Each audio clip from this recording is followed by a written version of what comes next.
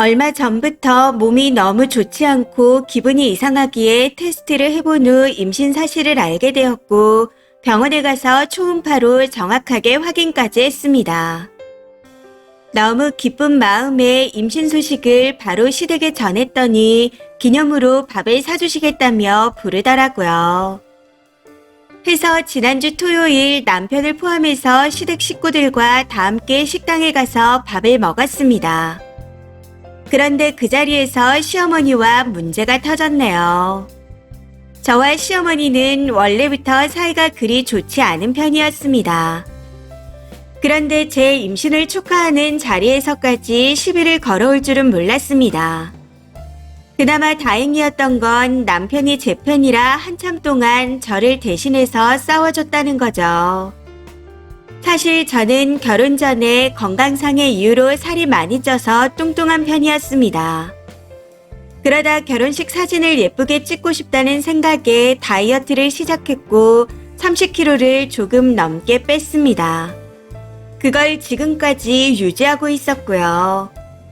다이어트 후에도 엄청 마른 건 아니고 155에 49kg 정도입니다. 남편과 연애하던 시절 시어머니가 제가 뚱뚱하다는 이유로 마음에 안 들어 하셨다는 건 알고 있었습니다.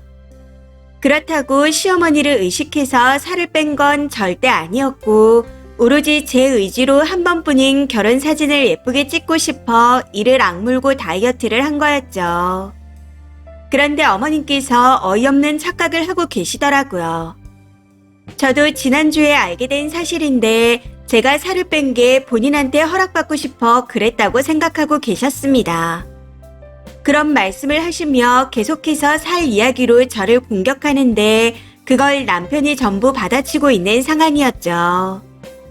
그 자리에서 하신 말씀은 많았지만 가장 많이 상처받았던 건 네가 살 안 뺐으면 지금 네 새끼도 없었다. 지금부터 입맛이 돌면 또 그때로 돌아갈 거다. 그러니 고기 말고 야채를 더 먹어라. 나는 지금의 네가 좋으니 예전으로 돌아가면 싫어할 거다. 나는 네가 살을 더 빼고 난 후 아이를 갖길 바랬다. 그래야 내 옷을 입지 않겠냐. 딸들은 엄마랑 옷을 공유한다는데 너는 그런 거 한 번도 안 해봤을 거 아니냐. 나는 임신했을 때도 50kg를 넘어본 적이 없었다. 그때로 돌아가기 싫으면 당뇨나 임신 중독증을 조심해라. 이런 말들이었습니다. 시어머니가 163에 40kg 정도로 되게 마른 스타일인데 평소 거기에 대해 굉장한 자부심을 가지고 계셨습니다. 해서 제 살에 대해 계속 저런 말씀들을 하시는 것 같더라고요. 그러다 보니 남편이 제 편을 들어주는 것도 점점 한계가 오는 것 같았습니다. 해서 듣다 너무 짜증이 나서 남편을 제치고서 제발 작작 좀 하셔라. 꽃노래도 한두 번이라는데 왜 자꾸 듣기 싫은 말을 하시냐. 그냥 제가 눈앞에 안 보여야 끝내실 거냐. 그럼 원하는 대로 해드리겠다. 이렇게 버럭 질러버리고는 그 자리에서 뛰쳐나와 친정 언니 집으로 가버렸습니다. 이후 저를 데리러 온 남편에게 앞으로 시어머니 안 보겠다고 못을 박은 상태이고요. 그런 제 말에 남편은 그렇게 해도 된다. 네가 하고 싶은 대로 다 해라.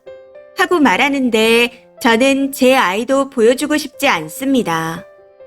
사실 시어머니가 신혼 초에도 저한테 실언을 종종 하셨던 터라 명절을 제외하고 시댁의 발길을 끄는 적이 있었습니다. 그렇게 얼마간 지내다 시어머니가 많이 달라졌다는 아버님의 꼬임에 넘어가서 6개월 전부터 왕래를 자주 하게 된 거였고요. 그간 잠잠해서 이상하다 싶었더니 역시나였네요. 이젠 시아버지까지 싫어지는 것 같습니다. 바뀌긴 개뿔 뭐가 바뀌었다는 건지. 저는 당연히 연을 끊을 생각이고 제 아이도 보여주지 않을 것까지 생각하고 있습니다. 이런 제 생각이 너무한 건가요?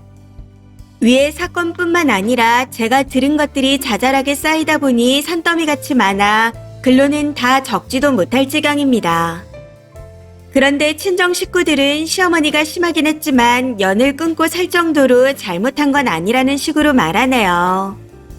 해서 무조건 연을 끊을 거라 결심한 상태이지만 조금 헷갈리는 것 같아 조언을 얻어보고자 글을 써봅니다. 다른 분들이 보시기에도 이게 정말 연 끊고 살 정도 일이 아니라고 생각하시나요? 댓글 부탁드립니다. 댓글입니다. 첫 번째. 입 거칠고 며느리 무서운 줄 모르는 사람은 아이한테도 욕합니다. 아이 입장에서 할머니가 지속적으로 엄마 욕을 한다고 생각해보세요. 부모 자식 사이가 이간질이 되는 겁니다. 아이한테 혼란을 가져올 수도 있고요. 사리 판단을 할 만큼 자라서 할머니가 엄마 욕을 하더라도 뿌리칠 수 있는 나이까지는 접촉 안 하는 게 옳다고 봅니다. 아빠가 따라간다 해도 자기 엄마라서 자식 속이 곱는 줄 모르고 아내만 안 들으면 된다고 여겨 방관할 가능성이 크거든요. 두 번째. 앞으로 친정 식구들한테는 아무 말도 하지 마시고 그냥 연을 끊으세요. 손주도 안 보여줘야 시가해서 아쉬워합니다. 그러니 남편만 보내시고 아이는 보내지 마세요. 몇 번, 몇 년 하다 보면 남편도 본가에 안 갈 겁니다.